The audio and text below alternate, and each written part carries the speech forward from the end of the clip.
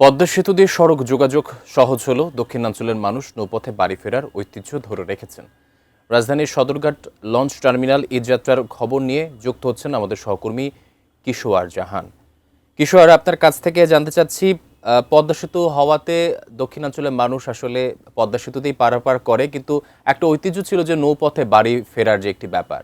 তো এই মুহূর্তে কেমন দেখছেন লঞ্চে মানুষের ভিড়? মানুষ আসলে লঞ্চে করে এখনো বাড়ি ফিরছেন কিনা? ঈদ আনন্দ বাড়িয়ে দিতে তার বাড়াবার জন্য পরিবারের সাথে জানাবেন বিস্তারিত। সব সরকারি প্রতিষ্ঠান বা বেসরকারি প্রতিষ্ঠানের ছুটি যেহেতু আজকে থেকে শুরু হলো অফিস শেষে, আজকে কিন্তু চাপ কিছুটা বেশি বলতে হবে। আমরা সদরঘাটে আছি এই মুহূর্তে, এবং সদরঘাটের কথা যদি বলতে হয়, সকাল থেকে আসলে যাত্রী চাপ সেরকম না থাকলেও সন্ধ্যার পর থেকে কিন্তু যাত্রী চাপ বেড়েছে অনেকটুকুই। তবে সেটা প্রত্যাশিত নয়, কারণ এর থেকে বেশি চাপ আশা করা হচ্ছে আগামী দুটো দিন। কারণ আজকে মাত্র যেহেতু অফিস শেষ হলো, অনেকেই যাবেন, তবে মূল চাপটি আগামী দুদিন পড়বে, এরকমটি আসলে বিআরডব্লিউটিএ থেকে ধারণা করা।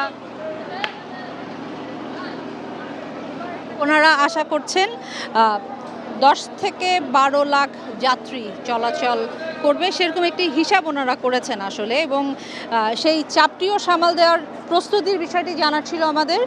175টি লঞ্চ প্রস্তুত রাখা হয়েছে, সে কথাটি জানিয়েছেন আমাদেরকে। এবং যেটি আসলে চোখে পড়ার মতো সেটি হচ্ছে যে এবার আসলে গতবারের ঈদের ছুটিতে যেই দুর্ঘটনাটি ঘটেছে, সেখান থেকে আসলে কিছুটা শিক্ষা নিয়েই বলতে হবে এবার কিন্তু আইন শৃঙ্খলা পরিস্থিতি তুলনামূলক বেশ কড়া, এবং এই কড়াকড়িটা ওনারা মূলত 21 তারিখের পর থেকেই চালু করেছেন এবং ধাপে ধাপে আসলে কার্যক্রম ওনারা চালাচ্ছেন, সেরকমটি আমাদেরকে ওনারা জ্বালাচ্ছিলেন। এবং যেহেতু ঈদ ছুটি শেষ হওয়ার পর যাত্রী ফেরত আসার সেই সময়টি একটি চাপ থাকবে, তাই 2 তারিখ পর্যন্ত আসলে এই 21 থেকে 2 তারিখ এই পুরো সময়টি একটু বাড়তি নিরাপত্তার একটি কথা কিন্তু বিআরডব্লিউটিএ থেকে আমাদেরকে জানানো হয়েছে। আর আজকের যাত্রীদের কথা আসলে যদি বলতে হয়, এখন আসলে ঘাটে কিন্তু প্রায় কম বেশি সবগুলো লঞ্চই এখনও ঘাটে দাঁড়ানো, তবে ছাড়ার সময় হয়ে এসেছে। 8:30টার কিছু সময় পর থেকে